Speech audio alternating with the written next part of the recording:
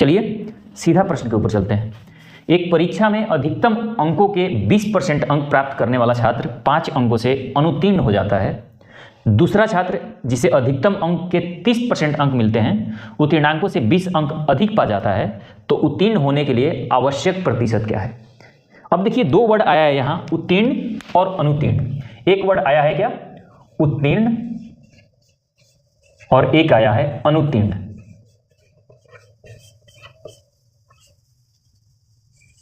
ठीक है, उत्तीर्ण और अनुत्तीर्ण।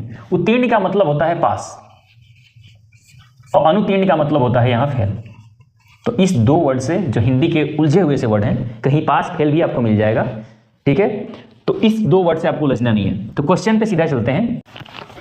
देखिए दोस्तों, क्वेश्चन जैसे दिया हुआ कि 20% प्राप्त करता है और 5 नंबर से फेल होता है। जब फेल होगा तो माइनस लिखना है, ध्यान रखना। जब कोई फेल हो तो उसको माइनस में इंगित कर लीजिए, और जब कोई पास होने से ज़्यादा अंक लाए तो प्लस में कर लीजिए। दूसरे को 30% आता है, वो 20 नंबर ज़्यादा लाता है पास होने के लिए। यानी अगर यहाँ पास का परसेंटेज लिख दें, पास लिख दें कि यहाँ पास है, तो इसे और 5 नंबर चाहिए, और ये जो है 20 नंबर ज़्यादा लाया है पास होने से। इसका मतलब ये है, ये आप समझ गए हैं।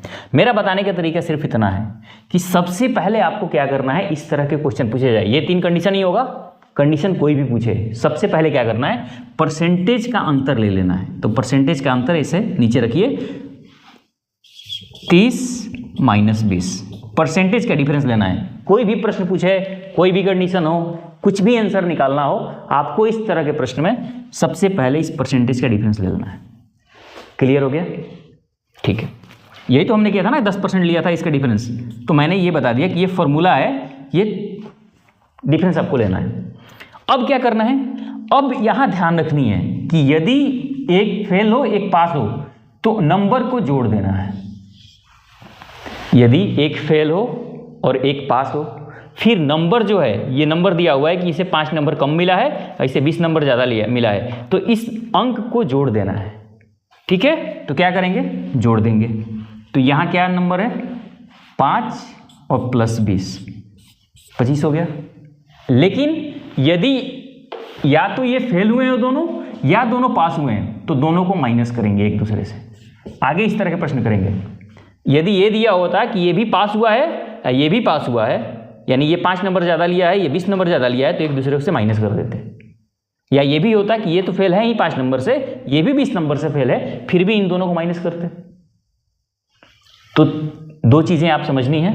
एक तो कि ये यदि पास हो या फेल हो दोनों स्टूडेंट, तो दोनों को एक दूसरे से क्या करना है, घटाना है। सॉरी, जोड़ना नहीं है, घटाना है, ध्यान रखिए।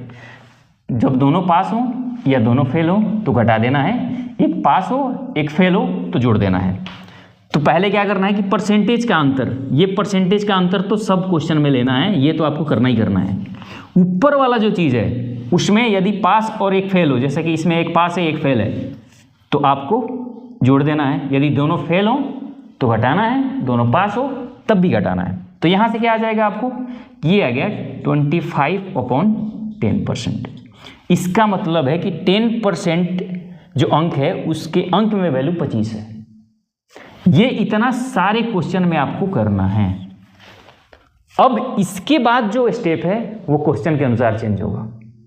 क्या क्या पूछा जा सकता है, पहला पूछा जा सकता है कि पास होने के लिए न्यूनतम प्रतिशत, पास होने के लिए न्यूनतम प्रतिशत कितना है, जो कि इस क्वेश्चन में पूछा गया है। दूसरा पूछा जा सकता है कि पास होने के लिए न्यूनतम अंक,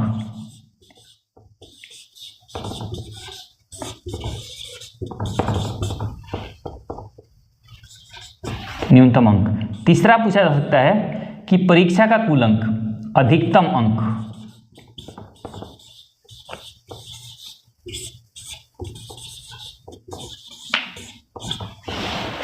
ये 3 क्वेश्चन पूछे जाएंगे बस, लेकिन ये इतना सारे क्वेश्चन में करना है। समझ आ गए? अब यहां से क्या आया कि 10% की वैल्यू 25 है। अब इसी क्वेश्चन में इन तीनों को आंसर निकालते हैं। यहां तक हम पहुंच गए। यदि, अब ध्यान रखिए, यदि पूछा हुआ है क्वेश्चन में कि अधिकतम अंक कितना है, तो 10% की वैल्यू यदि 25 है तो अधिकतम कोई भी चीज़ कितनी होती है 100%, तो 100 से मल्टीप्लाई कर दो, 0 से 0 करोगे, ये आ जाएगा 250, यानी 250 नंबर का टोटल पेपर था, ये आ गया अधिकतम अंक, ये इसका आंसर निकल गया अपना। अब आता है कि पास होने के लिए न्यूनतम परसेंटेज कितना चाहिए, यानी कितना परसेंट न्यूनतम अंक लाओगे, कितना परसेंटेज लाओगे कि पास हो जाओगे।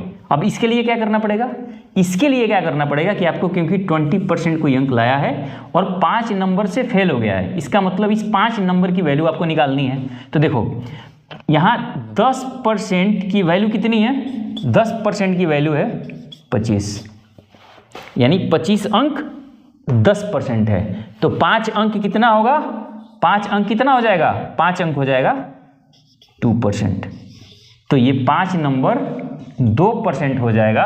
तो इस 20 में इस 2% को जोड़ लोगे तो आ जाएगा 22%, यानी ये पहला क्वेश्चन का आंसर भी हो गया।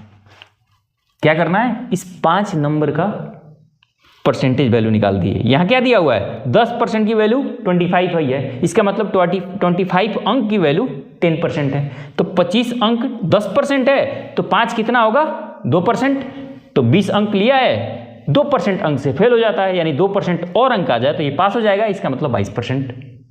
क्लियर हो गया। अब तीसरा आता है कि पास होने के लिए न्यूनतम अंक, यानी यहाँ न्यूनतम परसेंटेज है और यहाँ पूछा हुआ न्यूनतम अंक। तो न्यूनतम अंक निकालने के लिए क्या करेंगे, यहाँ तो 5 नंबर से फेल हो गया है, इसका मतलब क्या करेंगे कि इस 20% की वैल्यू निकाल लेंगे और उसमें क्या करेंगे 5 नंबर जोड़ देंगे, क्योंकि 5 नंबर से फेल हुआ है। तो क्या होगा, 10% की वैल्यू यहाँ 25 आई है, ध्यान रखना नीचे क्या दिया है 10%, 25 बटे 10%, इसका मतलब 10% की वैल्यू 25 है, तो 20% की वैल्यू कितनी हो जाएगी 50, तो 50 अंक लिया है, 50 अंक लिया है, ये 50 अंक लेने के बाद भी 5 नंबर से फेल है, इसका मतलब 5 नंबर और आ जाए तो ये पास हो जाएगा, इसका मतलब 55 नंबर चाहिए पास होने के लिए। मैं उम्मीद करता हूँ कि ये चीज़ आप समझ गए होंगे। बस मेरा कुछ तरीका नहीं है, बस ये चीज़ आपको ध्यान रखनी है कि फॉर्मूला होता है परसेंटेज में अंतर कर लो और बटे में यहाँ अंक को, नंबर को, जो अंक आएंगे उसको क्या करना है, प्लस करना है या माइनस करना है। 2 बार माइनस करना है जब या तो दोनों फेल हो या दोनों पास हो, और प्लस कब करना है, सिर्फ एक बार, यदि एक फेल हो एक पास हो। इतना आप याद रखेंगे, इतना यदि आपको याद है तो आप आसानी से क्वेश्चन को बना देंगे।